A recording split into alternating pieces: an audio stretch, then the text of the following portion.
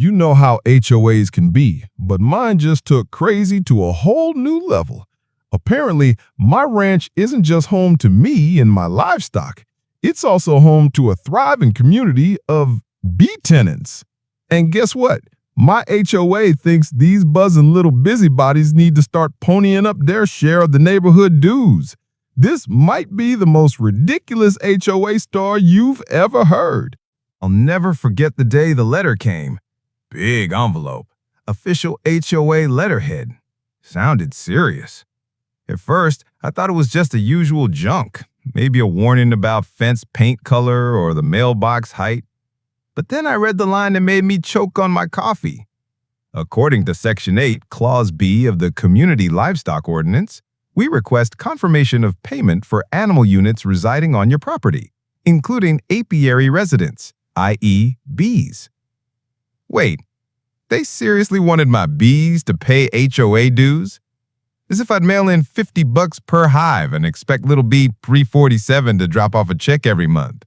I laughed it off at first. But then the follow-up emails came. This time, they cited noise complaints. Your bee colonies are creating a persistent hum that disrupts community tranquility. One board member even suggested the bees were unapproved pets. Let me be crystal clear. These bees aren't pets. They're workers, and I'm the boss.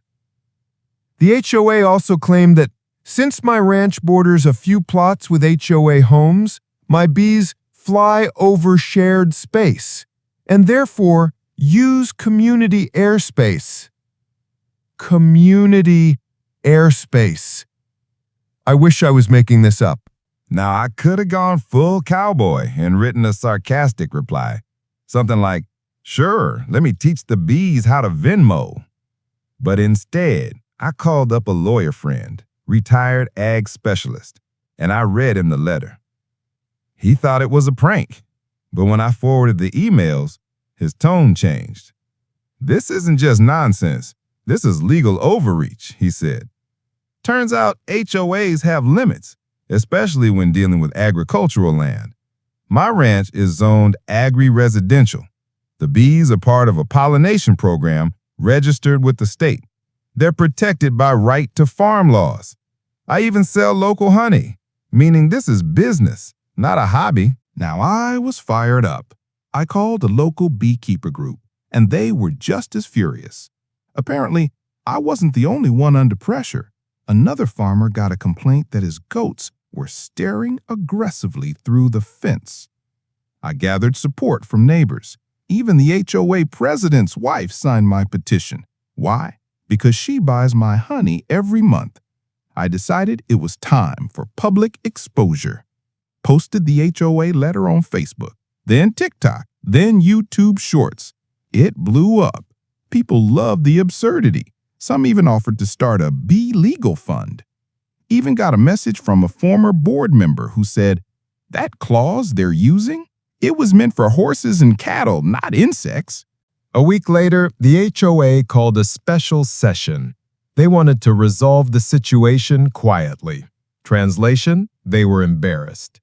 Their lawyer admitted the clause didn't apply. They offered to withdraw the letter and apologize for the confusion. I told them I'd accept the apology if they signed a written agreement acknowledging the bees as agricultural assets and agreed not to send further nonsense. They signed. Then I handed them a jar of my best cinnamon-infused clover honey, labeled HOA's Sweet Defeat, courtesy of the bees. So here's what I learned. When HOAs start buzzing in where they don't belong, you've got to sting back with facts, support, and a little public pressure. And don't forget, bees don't pay dues. They make honey, pollinate your crops, and mine their own beeswax.